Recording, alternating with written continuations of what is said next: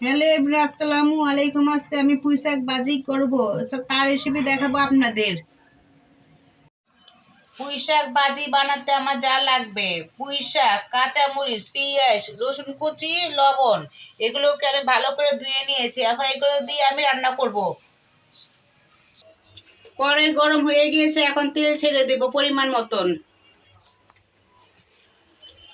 তেল গরম হয়ে গিয়েছে, এখন আমি পেঁয়াজ, রসুন, কাঁচামরিচ সব কিছু একসাথে ভাজবো।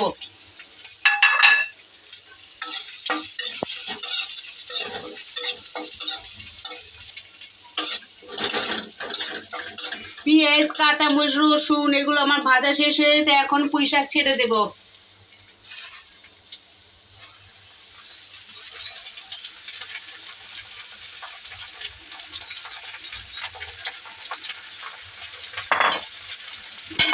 পরিমাণ মতো লবণ দিয়ে দিলাম, এখন একটু নাড়া দিয়ে ঢেকে দেব।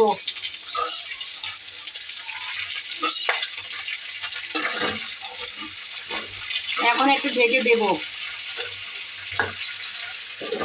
কিছুক্ষণ পর আবার আসবো।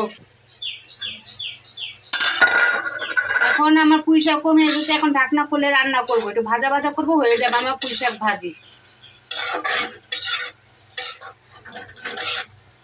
এখন ঢাকনা খুলে রান্না করব।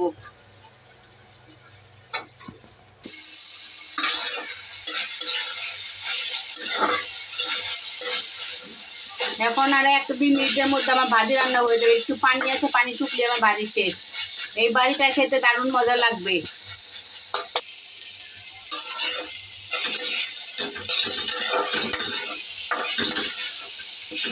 হয়ে গেছে আমার পুঁই শাক ভাজি করা, এখন পরিবেশন করব।